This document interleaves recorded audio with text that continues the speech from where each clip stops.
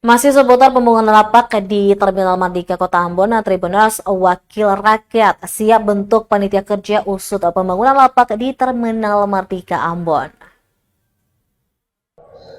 Komisi 3 DPRD Kota Ambon siap membentuk panitia kerja untuk mengusut pembangunan lapak di Terminal Mardika Kota Ambon. Langkah itu diambil sebagai bentuk perhatian serius untuk mengusut siapa yang ada di balik pembangunan lapak oleh PT Bumi Perkasa Timur atau BPT yang dimaksud.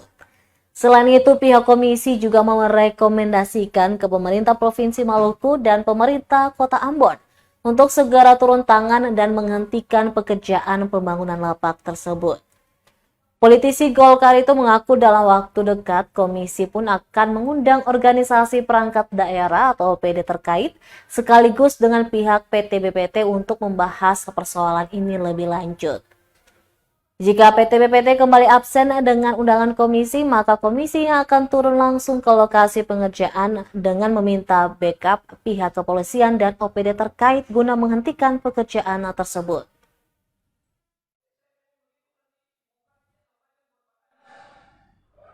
Seluruh pedagang pasar Mardika itu pedagang Kota Ambon, itu warga Kota Ambon, dan itu adalah anak-anak dari dinas perindustrian dan perdagangan Kota Ambon, harus wajib dilindungi. Begitu pula dengan seluruh supir angkot. Kalau memang terminal ini fungsinya untuk lalu lintas kendaraan, ya kembalikan itu.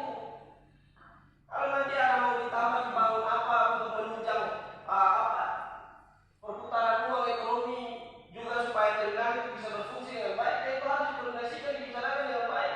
Sekalipun bahwa kami mengerti bahwa aset itu adalah aset pemerintah provinsi, tapi di dalam pengelolaannya kan kewenangannya akan dibagi-bagi. Saya pikir itu saja. Jadi ini memang murni karena miskoordinasi saja yang kedua. Terima kasih sudah nonton. Jangan lupa like, subscribe, dan share ya.